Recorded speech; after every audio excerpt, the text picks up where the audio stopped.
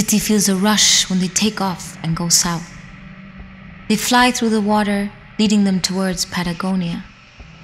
After rushing through the tunnels, Titi spots a small light. A dark grows quickly as they get out of the tunnel into the ocean. Manu tells Titi to watch out for the whale in front and steers the ship towards the bottom of the ice-cold ocean. Titicaco makes the sound of Om, and the bottom of the ocean opens and a shimmering pink light surrounds them as they enter through the bottom of the ocean and are soon traveling upwards the 5,000-meter high Vinson Massif of the South Pole. The ship moves as though self-maneuvered. When it arrives in an ice cave, it skims the surface close to a long bridge leading to a man that appears to be sleeping in a stool. Titi walks out of the gyrocraft through the front glass as Manu, the fish, lets himself out from below of the ship. He sees the fish swim by him as he walks across the bridge towards the man. Manu jumps up in front of the man. The man rises and puts the fish in a box. As the man walks towards Titi, he presents himself in a deep, clear voice, the same voice as the fish had spoken with. Titicaco, I am Manu, Manu Dorado. I am your guide and guardian in this life.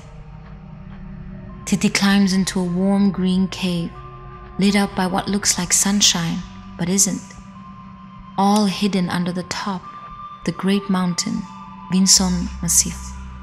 A few wooden houses and what looks like Japanese dojos and temples are spread in a green forest. Titi is led to a table filled with fresh sushi and fruits. He was starving, and Manu tells him to eat.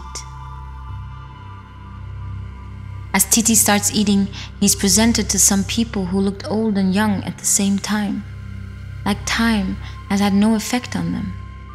One of them presents herself as Pazniri. I am your grandmother. It is the same voice Titi heard that day in the temple of the Golden Trumpet. Titi is told to lay down, as Pazniri, Saturnino, and Petronella sit down beside him, holds his hand when Titi feels an intense heat from her hand. He feels energy rushing through his body and falls asleep. When he wakes up, Titi imagines he has dreamt the whole thing. Not opening his eyes, he smiles, thinking how fun it was talking to a fish, the thrill of driving a gyrocraft, and the fulfillment of a lost dream to meet his own family. He doesn't want the dream to go away, so he keeps his eyes closed for a while.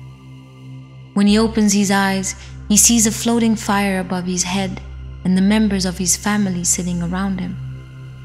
Titi sits up when a white-bearded man named Vincent Maximo, said to be Titi's grandfather, tells him, "Today, Titicaco, your education starts. You will learn everything about everything since the beginning of time."